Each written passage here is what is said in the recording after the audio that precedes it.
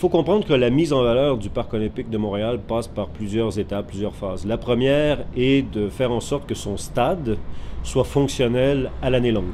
Par la suite, il est possible de mettre en valeur l'ensemble du site, c'est-à-dire tous les espaces interstitiels. C'est un espace très bétonné qui mérite d'être donc un peu aménagé au niveau de la verdure, au niveau aussi surtout de la présence de services qui soient intéressants, parce que c'est pas un endroit où il fait bon être en ce moment.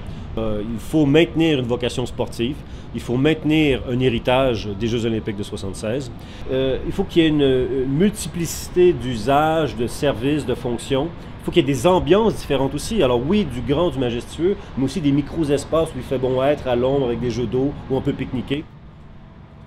L'utilisation du site doit être multifonctionnelle, c'est-à-dire que il est clair qu'avec la présence d'un stade d'aussi grande envergure, les méga événements à grande visibilité internationale ont leur raison d'être ici. Il faut qu'il y en ait d'autres. Il faut aussi que le site, ce grand parc urbain qu'on va redéfinir là, dans les années à venir, serve aussi à la population, serve aux écoles, aux sports amateurs, comme aux sports d'excellence, aux sports professionnels, comme aux sports de quartier.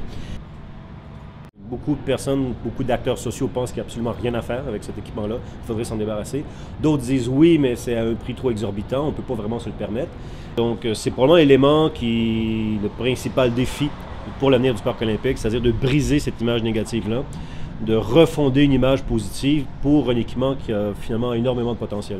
On a ici toutes les conditions qui vont nous permettre dans les prochaines années de prendre le taureau par les cornes et vraiment d'attaquer ce défi-là, qui est un beau défi qui pourrait faire en sorte que la mise en valeur du Parc olympique soit véritablement le grand chantier urbain de Montréal des 20 prochaines années.